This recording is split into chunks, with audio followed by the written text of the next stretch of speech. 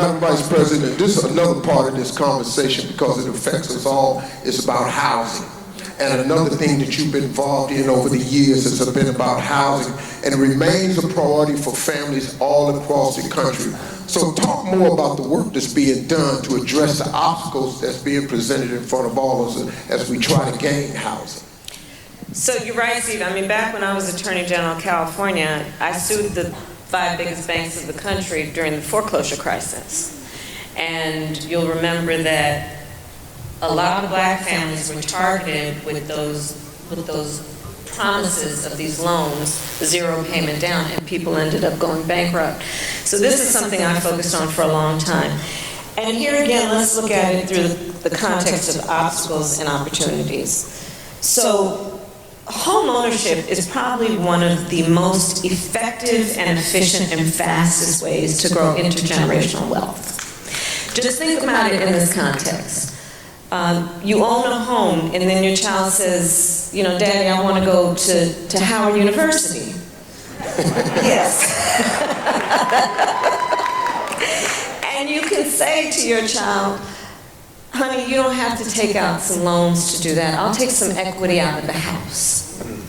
Or let's say your daughter says, I want to start a small business. And you can say to your child, honey, you don't have to take out a loan. I will take some equity out of the house to give you some startup capital. Intergenerational wealth. Okay, but that's a fact. Now let's talk about other facts. Let's talk about, we don't even need to go as far back as 40 acres and a mule never happened. Let's go to the GI Bill. You know, we just celebrated D-Day. So remember, we call them the greatest generation, those mostly men who went to war and put America on the map as a leader around global peace and security.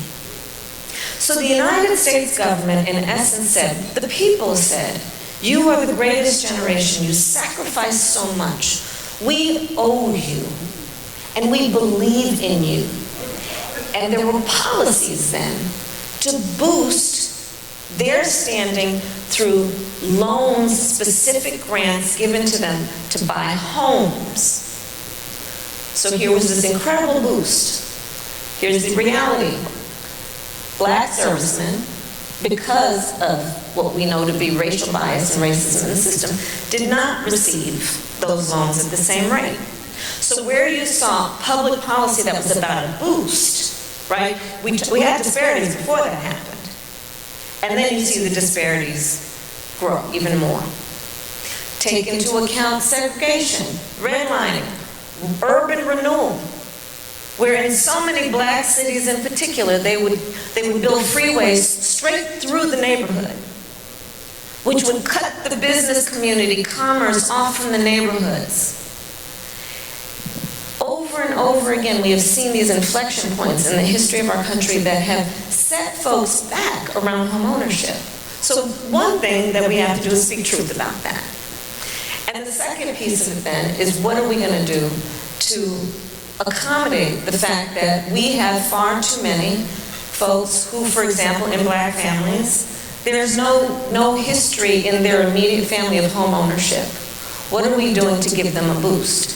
So we are proposing a policy, which we are on track to getting done, so that if you are the first generation in your family to go for home ownership, you'll get a $25,000 credit for down payment. And if you are first in your family generationally, first-time home ownership, qualify for $400 a month in credits to go toward paying your mortgage. So these are some of the issues that we are seeking to address. There's another issue. Home appraisals. Again, it's about speaking truth, right? So, and I have to give great credit to the former Secretary of HUD, Marcia Fudge, who we worked on this for a while, and so this is where it is. Home appraisals. How many people here have heard the story about a black family wants to sell their home or take out a second mortgage, needs to get the home appraised for its value. And they call in the appraiser. The appraiser comes in and appraises it for a certain number. The family knows that's too low. So then they get in touch with some friends of the family who are white and say, why don't y'all come over with your family pictures? We'll take ours down. You invite an appraiser over. The house appraises for higher. Racial bias in home appraisals is a real issue. Again, contributing to what we would see then in terms of disparities around the ability to accumulate and grow wealth. So what we have done is we are now requiring that home appraisers receive racial bias training to address, again, what are these seemingly small issues, but are very big issues when you talk about the overall ability of folks to catch up and to build the kind of wealth that we know is an entitlement, is a right of every hardworking person. So that's part of what we're doing on homeownership.